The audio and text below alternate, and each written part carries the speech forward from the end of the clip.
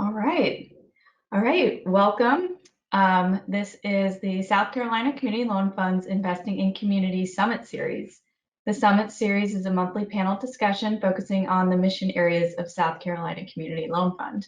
I'm Kelly Sharkey. I'm the program manager at South Carolina Community Loan Fund. This afternoon, we will be discussing ways to develop essential services in rural communities. The pandemic has shown us that communities need access to childcare, grocery stores, and healthcare, yet these essential services can be scarce in rural communities. In this Summit Series 7th installment, we will talk with essential service providers from rural South Carolina communities to learn about the challenges and rewards of rural community development and discuss the financing resources available to increase access to the services all communities deserve access to. We have a great panel of 3 experts who have worked in various capacities in rural communities to dig deeper into this discussion this afternoon. Before we jump in, just a few housekeeping notes. If you have any questions during the session, we ask that you type them in the question feature on the GoToWebinar control panel. We will have 10-minute question and answer session before concluding at 2 o'clock. This session will be recorded and automatically emailed out to everybody who is registered through GoToWebinar. We will also post it on our Summit Series YouTube page, so you can access anytime. We have included in the handout section of the GoToWebinar control panel the contact information for today's panelists, so please feel free to download that PDF for more information, and make sure you do that now before the end of the session when we close out. But our moderator today is Joseph Dukes. He's our Coastal Community Loan Officer here at South Carolina Community Loan Fund. So without further delay, I'm going to hand it off to Joseph.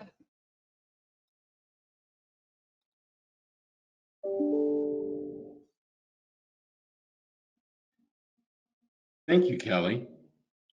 It's my pleasure today to be hosting the panel on facilities in rural communities. Today on the panel, we have Mr. Rob Wolf from the town of Chesterfield, Mr. Charles Page, who works for the Florence SBDC, and Ms. Desi McKelvey, who is the founder and pastor of Canaan Church out in Marion, South Carolina.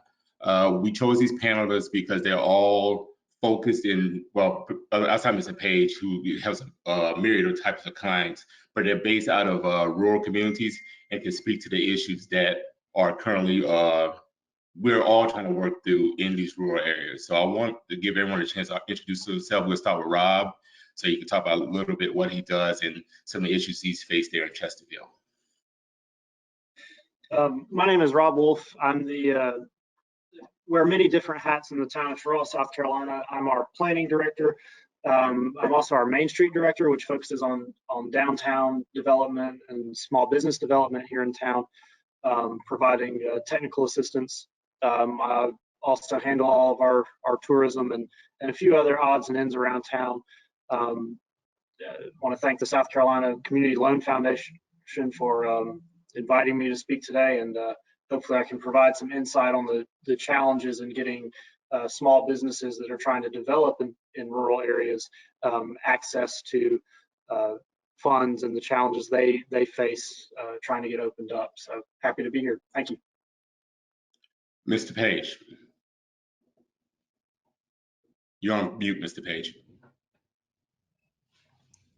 I am, thank you. Charles Page, I'm with the Small Business Development Center located in Florence. We serve a number of rural counties surrounding Florence County. But basically, the Small Business Development Center is a nationwide network of consultants that support businesses nationwide. Here in South Carolina, we have 20 locations located at colleges and universities around the state. And basically, we provide consultation or advice and training on marketing, business startups. We do a number of different workshops on managing finances of the business, tax workshops, cybersecurity, and that sort of thing. But certainly we're here to to help businesses grow and be a sustaining business through this pandemic. And glad to be here today. Thank you. Pastor McKelvey. My name is Destiny McKelvey, and I am a registered nurse. Been a registered nurse for 40 some years. And I've seen a lot of elderlies and youth, and that's my love. My love is my elderly and my youth. We are in the process of building. Matter of fact, we're halfway through building our community adult daycare. Also, an after-school tutoring program.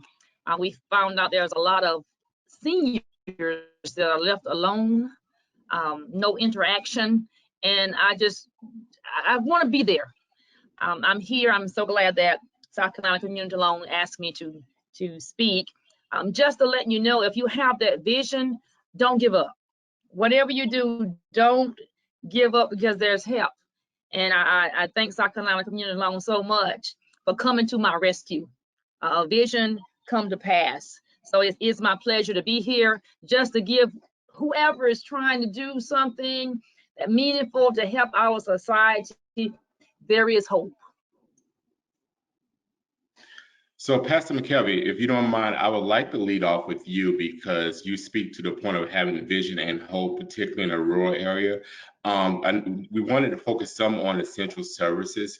And I would like for you to talk about the origins of the project you developed out there with the adult daycare and after school center, and how you acknowledged that there was a need and some of the issues that you ran into trying to develop the project. When I started, I was mostly youth focused, because we have so many children on the streets and in gangs and dropping out of school. And the parents, they have to work, and sometimes the children are left alone. And it just really touched my heart. I wanted to have a place, a safe haven place they could really come and get their homework and also feed, because we found out in our community a lot of children go to bed hungry. So we wanted to make sure after school we will get them, help them with their homework, make sure they had something to eat. We also was going to provide the transportation home. Then I noticed one day I was in the supermarket, and this older lady, she was just trying to get her food, and she was in a hurry, and she asked me to help her, and I did.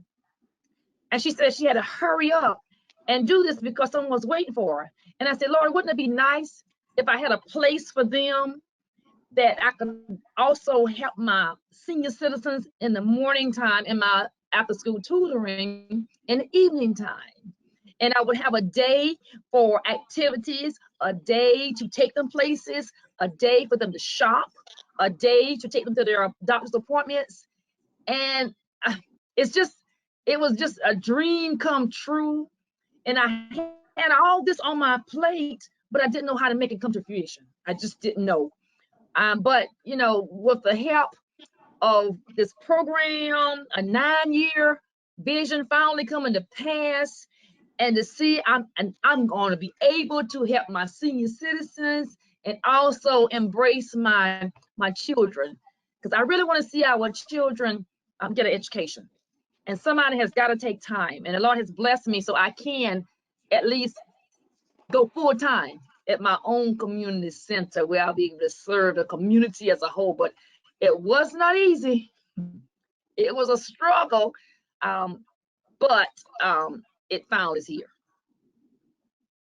Yes, ma'am. So I want to give some insight to Pastor McKelvey's project. Like, she came to us, we got her going, I believe it was, I guess, end of 2019 now, Yes. where her church, they started a church, they founded a property, and she worked through trying to actually develop a property to start this adult daycare center along with the children care. And she ran into, she really did a lot of groundwork just to get to the point where she was able to borrow money to get the project going, and showing that sometimes in rural communities specifically, there's a lot of adversity that we people who live in I guess, metropolitan areas kind of take for granted. And I'm the son of a rural South Carolina, so I kind of understand the challenges. So sometimes the challenges you have to look for them sometimes because you're not congregating in major centers. A lot of times you're meeting people at the grocery store, at church, and you learn about the difficulties they have. And sometimes just trying to quantify what the community needs for us to help improve someone's lifestyle there can be hard to address. I want to pivot from that to Rob and talk about some of the challenges he's encountered in Chesterfield with trying to redevelop their downtown. So one of the core, like I mentioned, part of the Main Street program, which is a national program, it's been around the 80s, since the 80s. It developed as a response to the decline of the traditional downtown, where you had the growth of shopping centers and drew business away from the downtown out towards your kind of commercial highway corridors that, while convenient, are not as popular, or I should say, not as attractive. They're not character defining. You can go to any city in South Carolina or in the United States and you'll find those strips of shopping malls. The problem that has occurred when businesses left our traditional downtowns is that, you know, these buildings are old and they're constructed in ways that is not feasible anymore to build buildings. So it makes them very unique, but it also makes them a huge challenge to repair. And the repair costs of these buildings can be astronomical. And especially in rural communities, you know, the cost of redoing the building is the cost of redoing a building, whether you're in Charleston, where it might be worth $3 million, or whether you're here in Terrell, where it might be an $80,000 building, sometimes even less. And so one of the big challenges is finding people who have the passion for their community, who will take especially those first steps to redevelop a downtown, because they're basically going to put more money into redoing a building than what it will be worth. And so that is one of our biggest challenges moving forward in downtown, is you have to make the math work when you're talking about businesses. And you know, if your investment doesn't equal what you can get out of it, then it's not attractive. And at the end of the day, people going into these spaces are in them to make money. And so that's, again, one of the biggest challenges we face moving forward. Other stuff, you know, making attractive downtowns, those sorts of things, you can get grants to help with street improvements, but it's really a private investment that's a big challenge to attract to these rural communities. So, and I'll be able to speak a little more on that later, but just to give you an idea of the challenges we face for now. Next, I want to talk to Mr. Page, because he gets to interact with clients from all types of backgrounds. And I would love for him to be able to, like, I want to say, I guess, compare and contrast, like, what a person who was looking to borrow, get ready to borrow from a rural community, some of the, I guess, technical assistance he has to apply with them with someone who may be in like a more metropolitan area. Yeah, that there are some other issues a lot of times. There are not as many resources for folks in the rural area. Unemployment sometimes is higher. Oftentimes, I'll have someone that has a very good idea on what they want to do, but they're really not prepared, and credit is often the issue. Not that it's awful, but it's really not where it needs to be. And they need to do a little more planning ahead to get their personal finances in shape. And a lot of times they're not ready to start a new business, but they've got a good idea. And oftentimes people, well, like Desi was talking about how long it took her to get started. People think they can just start up real quick. It takes a lot of planning and a lot of work before you're able to actually open business.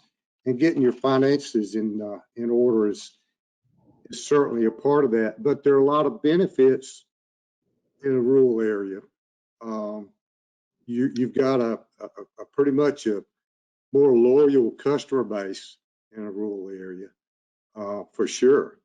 Once you get started, so there's a lot of opportunity there.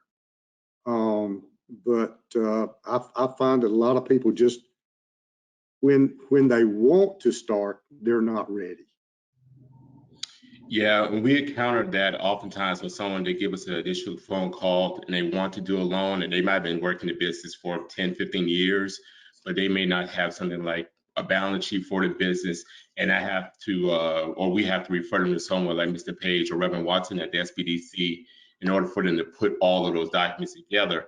And to be frank, it can appear to be very daunting for someone who's been running a business for so long and never really have to do any of those things. Like they're looking at us in a way where they'll say, hey, I've been doing this for 20 years without a balance sheet, I'm still here, which is a testament to their success and ability. But as a lender, and when you're trying to vet a loan, you have to be able to speak to the numbers to say, just to justify whatever capital they're looking to borrow. Well, we had a lot of those issues come up recently with the South Carolina CARES grant. There was a very short window of time that folks could apply, which I think was about a 2-week period of time. And a lot of small businesses just didn't have their financial records in order and were not able to submit proper documentations to qualify for those grants. So it's a missed opportunity, and it's something that a lot of businesses need to work on now to prepare for another disaster or this one continuing. But proper financials need to be in place for certain.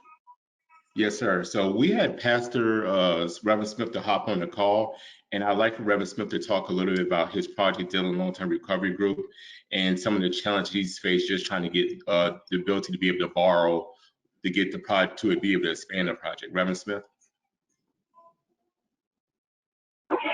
Thank you. Can you hear me good? Yes, sir. Thank you for being on the call. Sorry about not being able to be visible at this time. I'm actually at the new warehouse and site that we were able to purchase through the help of South Carolina Loan Fund, and we're currently doing that. I'm on my mobile, but some of the differences come from like now. I just want to take a minute and say that glory to God, today is the last day of moving. We got everything out. When our landlord found we was moving, he put pressure on us to move out quickly. So that's another reason that we've been in that press for there. But being in the rural areas, such as you guys say, in Dillon County, also being a poor economic disadvantaged area, there are people that don't see your vision or either take and hinder the vision, because what we're looking at is we have people that are, it's just mom and pop businesses that's been there that think that when you come in, you're going to, we continue to make sure that we have to let them know we're not a threat, but we're enhancement to the neighborhood or either the community. So what we're doing with them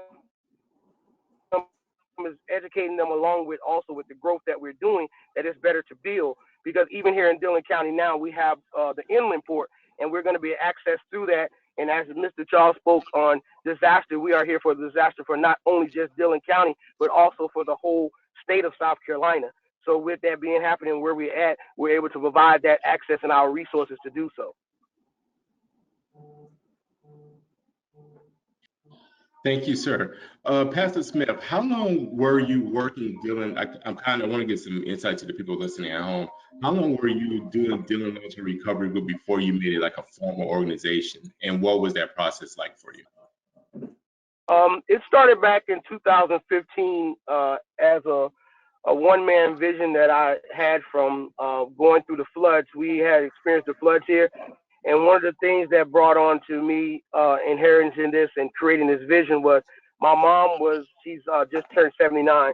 She was a part of living in Dillon County. I live in Florence, and she experienced her house being flooded, and she came along with FEMA. Not knocking FEMA, but people have to understand every agency has a point of process what they do, but FEMA is a right now agency. So what I realized with FEMA, Red Cross, and other agencies. They come in right then, and then when they leave or they have a supplement that they left the people, there's not enough left for them to move on. So we came up with a long-term recovery group to be a supplement to help the people when people are gone. The same thing as you have, Ms. Desiree, as long-term care. We're carrying on that care of the people out in the community that have devastation from that storm. Then we came and we did that for about 3 years. And what happened, we ran into Matthew and we ran into Florence. In March 2019, we actually became 501c3 and we certified with Secretary of State and became up and running. So we're just newly with being recognized, but we've been operating since 2015. Thank you, sir. Rob, have you had like any initiatives in the town of Sharrah where you've been able to encourage people to actually to redevelop and reinvest in the downtown there? Yes, we have, and I hope for everyone listening too that you might be able to take some of this to your local councils, be it county council or town councils or city councils, and say, hey, with a small investment from the city, you can make some bigger projects happen. And the thing with redevelopment, there are not grants available. There's not really nonprofits available for the development of private business where the person is planning to make money. That's just kind of the fact of it. So any resources are generally going to be very local or come from the local level. And so I'll just talk briefly about a couple things we were able to do. Right now, down the street from me, we had a 2,000 square foot building that was just a shell. It had not been used for 40 years. And it is currently being renovated into an upscale restaurant space. And normally the money side of that wouldn't have worked without a few incentives that were offered by the town. So for those of you with historic buildings in your towns, one of the most powerful tools you have, if you don't have it now, is called the Bailey Bill. So this building, this empty warehouse, essentially, was only worth about $15,000. And I think the taxes on it were like $300 a year or something. When the renovations are done, it'll be worth well over $150,000, maybe even a little more. That would give you a huge tax increase up to about $4,000 a year. Now with the Bailey Bill, because it's a historic building and the developer is maintaining that historic appearance of the building, you can apply, or the local authority, in this case our town council, can grant a 10-year tax freeze on the building. So even though that building is now going to be worth $150,000 or so, the owner is only going to pay taxes on that initial $15,000 valuation for 10 years. So over that period, he's going to pay $3,000 in taxes instead of $40,000 in taxes. And the idea is, of course, that money is going into the renovation of the building. So that's an extremely powerful tool for rural communities because the town is not really paying out anything for that incentive. It's money we would not have had. So for us, it's looking, for the long-term investment. Again, that's called the Bailey Bill, very powerful tool. The other incentives we can offer, again, kind of the same idea where we are not losing anything because we would not have had it anyway. And a good example, again, this being a restaurant, we collect a local hospitality tax, which is a 2% tax on all prepared foods. So after the first year in operation for this business, we reimbursed 50% of the total hospitality tax they collected back to them. And we had another restaurant open up down the street here where that was a big selling point for them, that they estimated they could get maybe $4,000 or $5,000 back.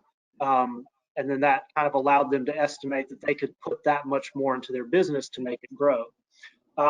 We also do offer facade grants to help maintain the exterior of the building and the appearance. Those are smaller, but you're eligible for one each year. Again, $15,000 a year is budgeted from town council to those facade grants. but that goes a long way in maintaining the appearance of in our buildings. So relative to the town budget, it's a very small investment that gives pretty big returns. And then we also more recently offer, and again, because I'm a Main Street program, we focus on historic buildings, but we're starting to look into offering larger grants for the rehabilitation of historic buildings to help defray some of those costs. For instance, this 2,000 square foot restaurant the guy is doing, the architectural plans were still $7,500. And so through a historic rehabilitation grant, we're able to pay for part of those plans along with some work to the building. So in his mind, he's saying, okay, well, I have to get the architectural plans, but I don't have to pay for them. So that makes it a little more worth my while to move this building. So I don't want to take up too much time, but again, those are just some of the local tools that, again, on a town budget, are pretty small investments, but can yield big returns in the long run. Out of curiosity, does Sherrard receive like a CDBG allocation? We are not an entitlement city. So each year we do apply for CDBG funds, and most of those go to housing preservation programs. We do demolition of dilapidated properties each year, and then we do receive CDBG funds for other projects as they become available. But we're looking. We have our eye on a building right now for a future CDBG economic development program, but that's still going to be a ways away. So, but we have our eye on it. One more follow-up. How many, Kelly and I visited there to talk with you, and I remember you saying like something like how many grocery stores, how far people have to drive for a grocery store. Would you mind sharing that with the audience? That is one of our biggest challenges is Toronto is a food desert.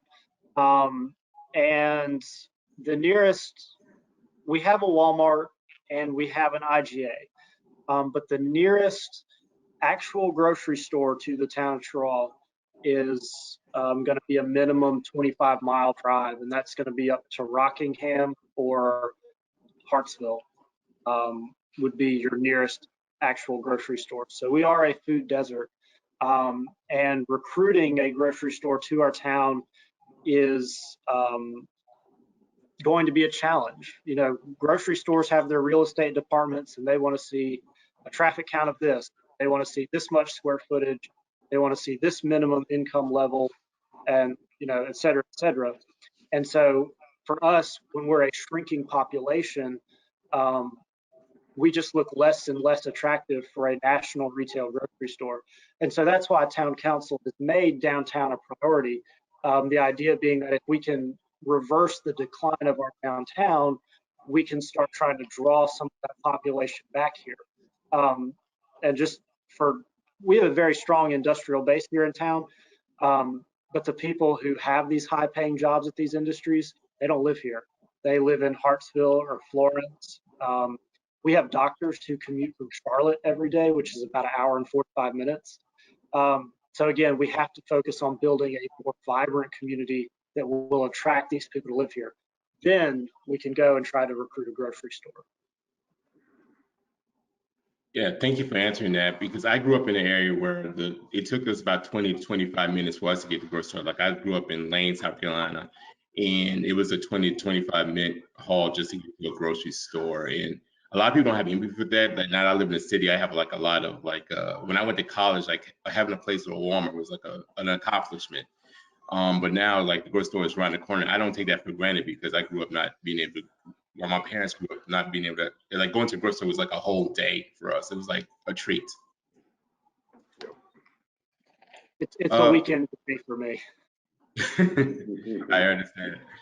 Mr. Page, would you mind talking about some of the small businesses you run into that are typically specific to them, and do you get to encounter any type of people who are looking to develop essential services that come through the SBDC?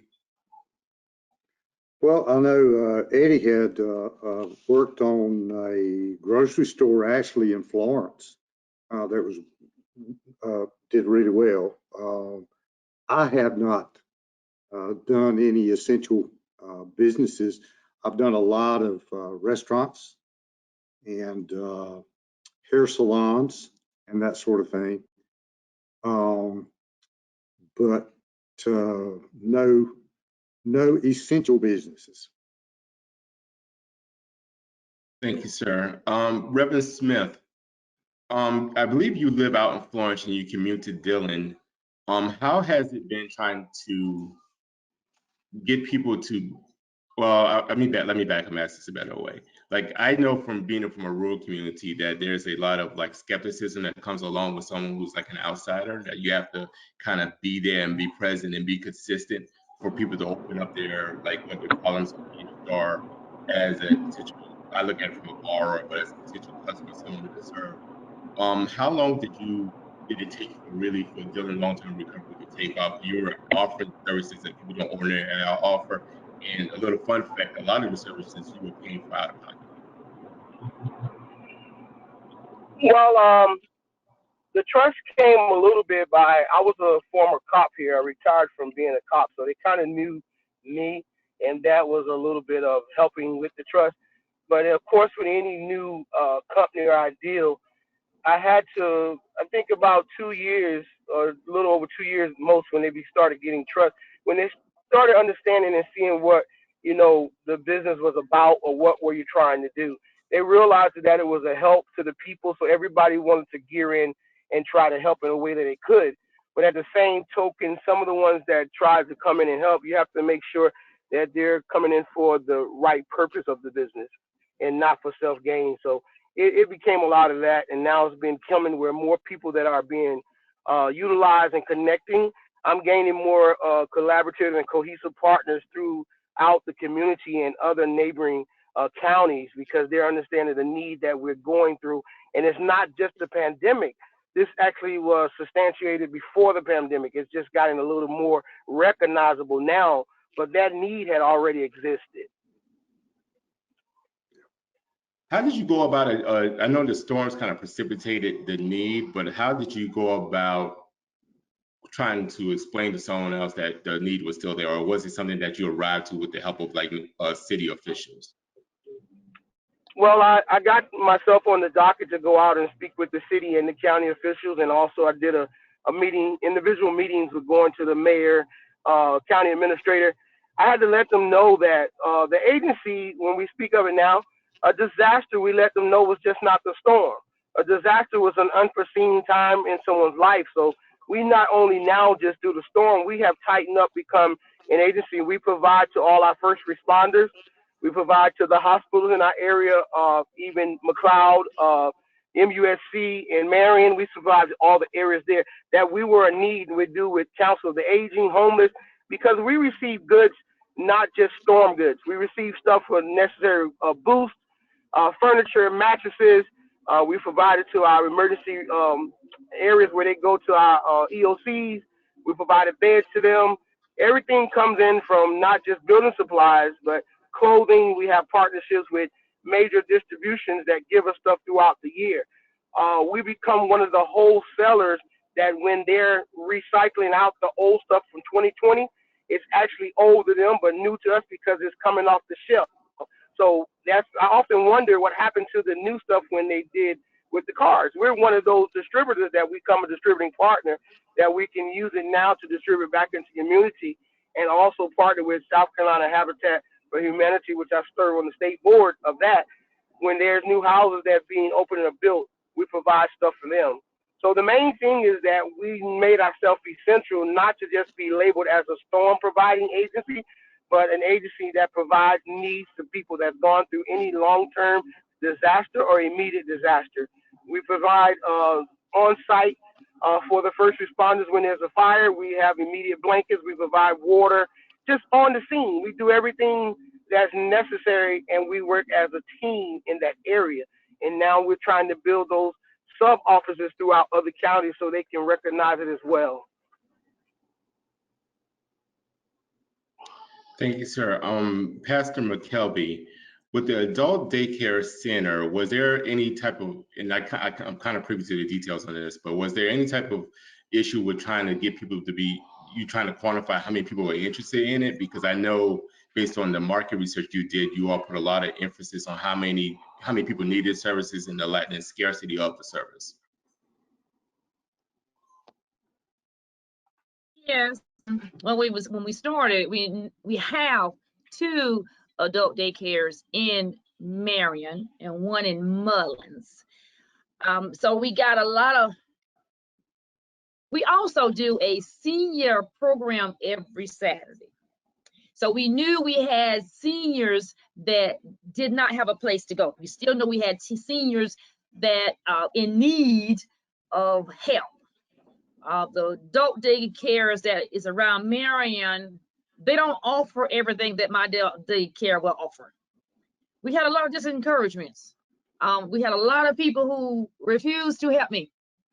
I wanted to, because since I never had an adult daycare, I wanted to, maybe I could go into one and we could share, because we have a lot of seniors in Marion County. Well, I was talking to one man and he told me he could not help me. He said, because you are a threat to me. And we finally had to get out of the county to see what do the seniors need. We also went around and asked seniors what would they want to come to adult daycare.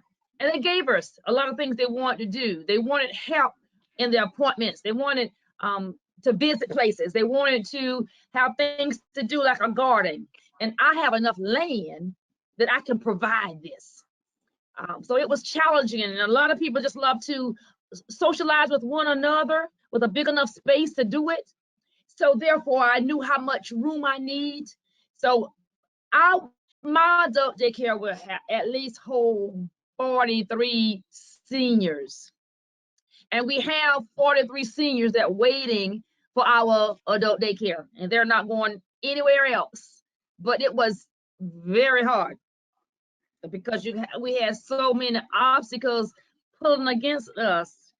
So many didn't want us to open this building. But when you have that desire, after 9 years of waiting, and we finally find someone like Joseph to help us, it really is a miracle that we're able to do it. And when we did all the statistics in Marion County, there was room for another adult daycare.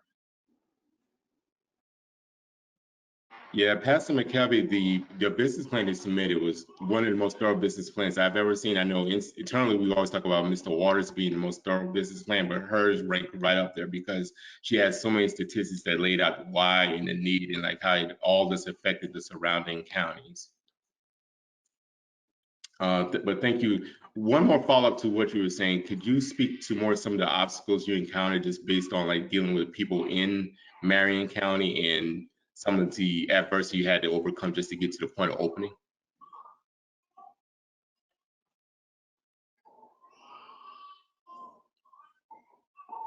Pastor McKelvey. Had to, well, for 9 years, we've been going from bank to bank. When we think we would have it, it was always something. It was always something that we had the visible report, but it was always something. It was more and more. And we went around, we went all Marion. There was no more resources in Marion. We was in Florence. We thought we had hope in Florence, but they would take us around on and on and on. We didn't have enough of this, and we didn't have enough of this, and they just didn't believe in. And we really was a new company. We were doing after school tutoring for a long time, but we never did adult daycare. And they thought we was a risk. We went into Darlington, no help. It was always something. There was always the problem. It was always want more of this. And then finally, I mean, after 9 years, it's a long time when the banks keep telling you no.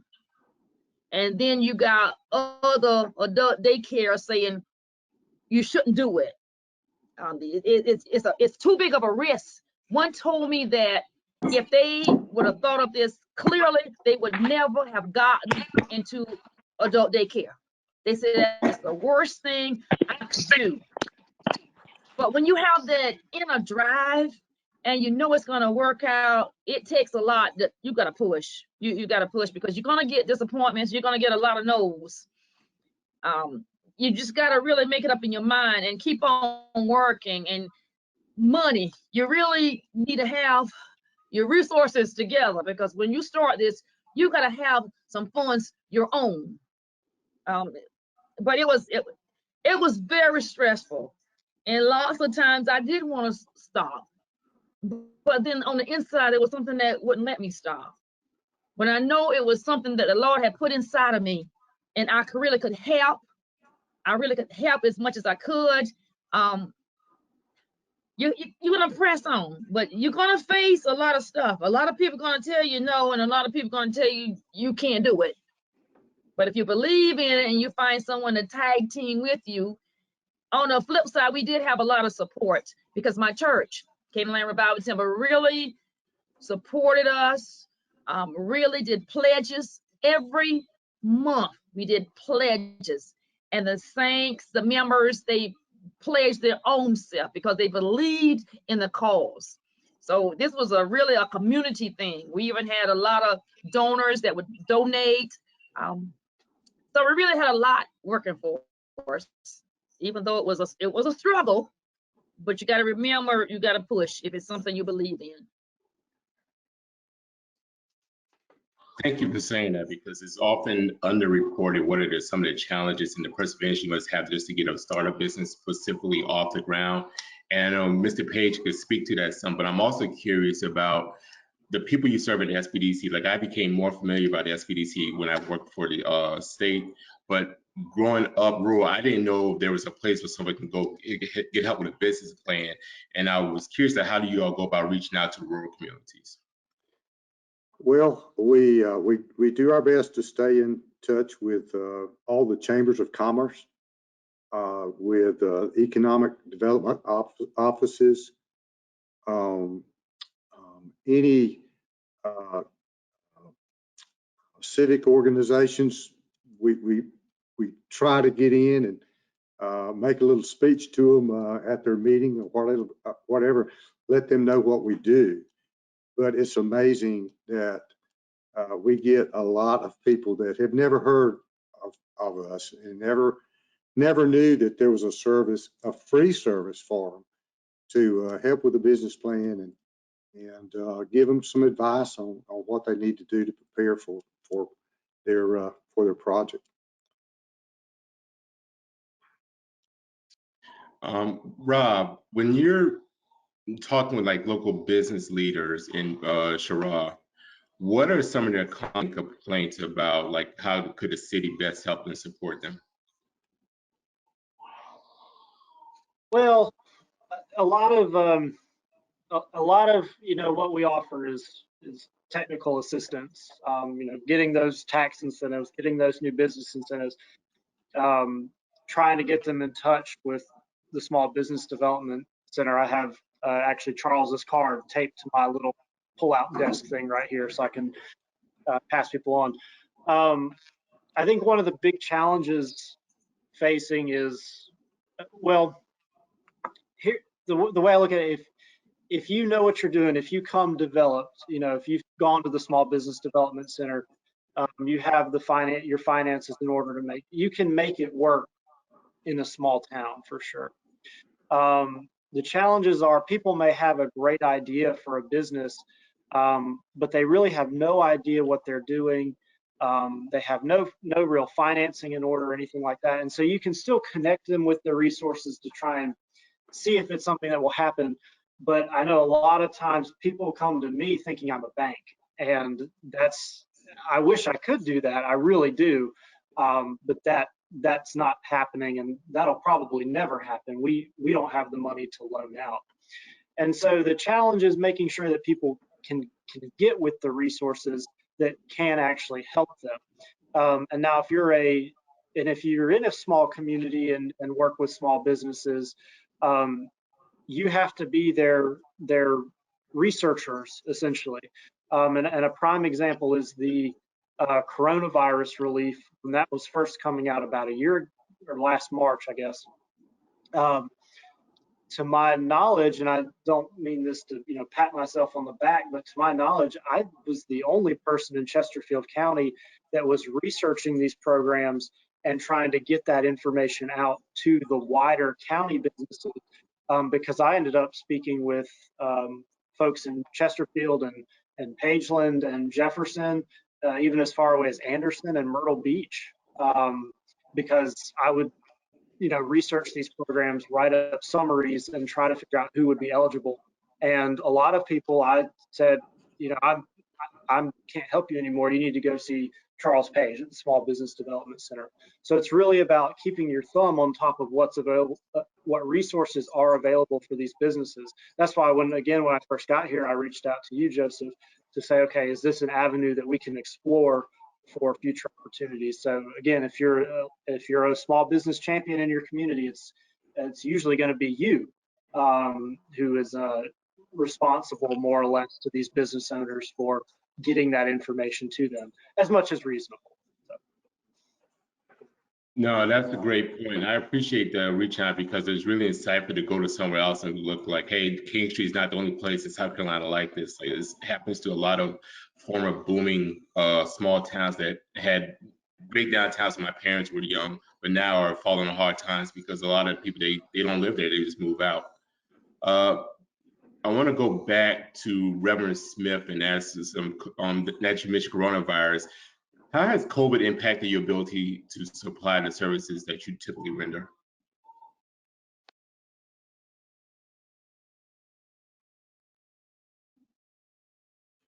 I think we've lost Reverend Smith. Well, that I'm going to have to call audible here. Mr. Page, how has COVID impacted your ability to serve business clients? It's actually brought on a lot of new technology, which we're using right now.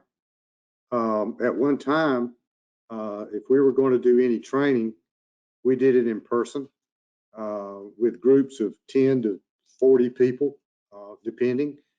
We've learned how to use Zoom and other video conferencing venues, and it's really worked well. So that's been a big change. I think, we've done a lot of disaster preparedness presentations in the past, and I think people are realizing, I wish I was better prepared, like I spoke to earlier about having your finances in order and that sort of thing. So it's caused, we've done a lot more training. We've probably touched more people this past year than we ever have, because they've had more interest. How can you help my business?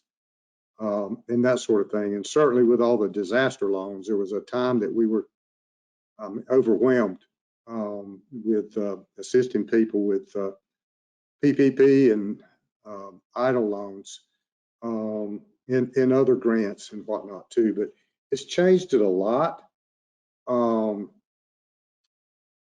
And it's probably changed it permanently in a lot of ways, especially doing things in person. Probably won't be the same. Most of our training is probably going to be online. Thank you for that. Pastor McKelvey, I know on top of getting the adult daycare center off the ground, you're also a pastor of a church. How has COVID impacted what you're looking for in regards to like how you plan to service people at the adult daycare? And have you been able to like pull any data from how you had to adjust on the fly with the church?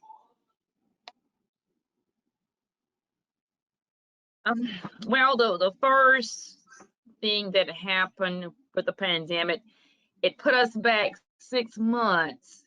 Our completion for our center, we was hoping was going to be December of 2020. But everything kind of like put on a stop. So we are on 6 months more now for that. The weather is not permitting for the contractors to build as fast as they want to. Our church services, we never really stopped having services. I just could not close my church. I just could not. What we did, we started having services outside. We have a great yard that's cemented, so we did churches outside. We started back inside now, and we're doing the social distancing and spraying, the sanitizing. We do a lot of our meetings on virtue. We used to have our seniors, when they come in to get their food on Saturdays, because we work with Harvest Hope, they used to come in and there was more personal when they come in, but now we eat outside and they have to drive by. We're seeing more seniors, but that personal touch is not there, but we're talking, but we just don't have that personal touch. Things has changed. We're learning more. We're seeing more because they love to drive by and don't have to come in. But slowly it's getting a little better. Slowly people are coming back to church. Some are still hesitant, but since they has the vaccine now, they're getting a little more, maybe more comfortable, but there's still some fear is there. It's still moving. As long as we're not standing still, it's still moving. And I'm thinking that this is just a blessing in disguise. I'm at that verse that all things are working together for my good. So I don't complain. I'm saying in his timing, it's gonna come, it's gonna happen.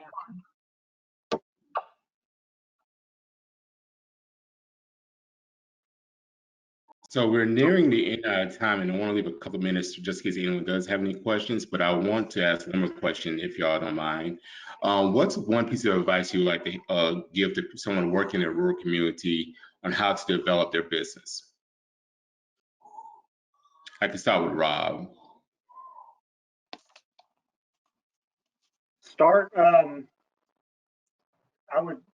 Anyone who is working on a small business in a rural community,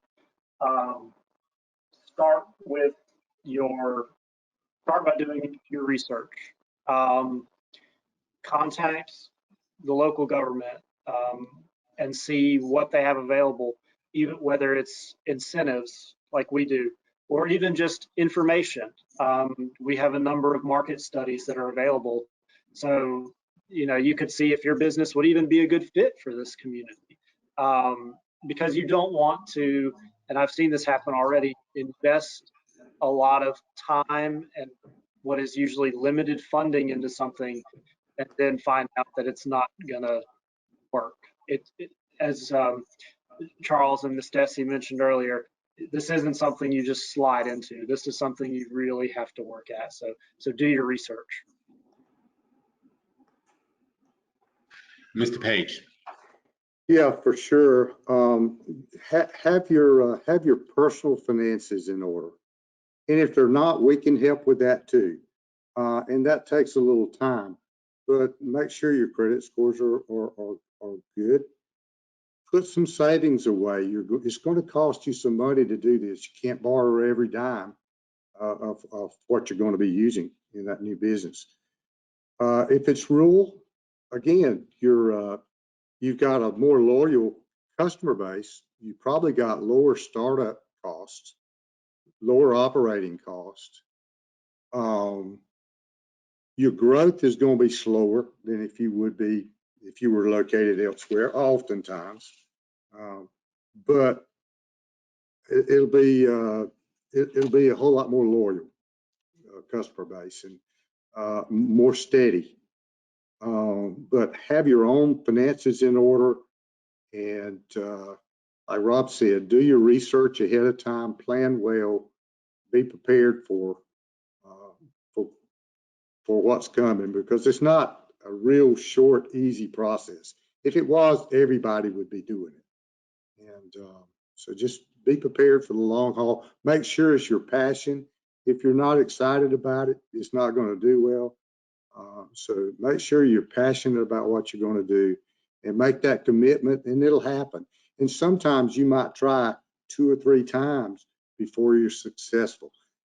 Those first 2 probably contributed to the second or third time that it was successful. So it's not a failure. Keep trying. Wise words. Pastor McKelvey. Make sure there is a need. Like he just said that Mr. Page said, you really have got to have a passion for it. This is something you got to want to do. Be prepared for setbacks because they're going to come. Know the resources are out there. Don't give up. And you got to have some kind of financial stability. Have a great feasible report. Get people to believe in your vision and save. If you don't get anything else from me, just don't give up. Just don't give up. If you really want to do this, the resources are there. You just got to do some research and find it. Thank you, Pastor McKelvey. I am going to hand it back to Kelly. And if we have any questions, we are more than happy to answer. Thank you. Wonderful. Thank you all so much. We don't have any questions submitted, but feel free to email us if you have any questions. And don't forget to download the handout that has everyone's contact information. So I just want to give a big thank you to our panelists and our moderators. Thank you all so much. You guys did an amazing job. And everyone who attended, thank you so much. Just a reminder, this session's recorded and will be emailed to you later today. So our next summit series will be the finale on March 10th, and you can find information on that session in the handouts tab as well. But we're going to have a special keynote speaker, Mirsa Baradaran, who is the author of The Color of Money, Black Banks and the Racial Wealth Gap.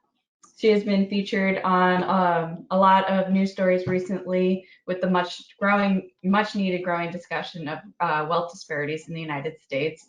And she recently was an advisor for President Joe Biden's economic transition team. So we're thrilled to have her in March, and we really encourage everyone to register and attend. And you can, again, get more information in the handouts tab on the GoToWebinar control panel.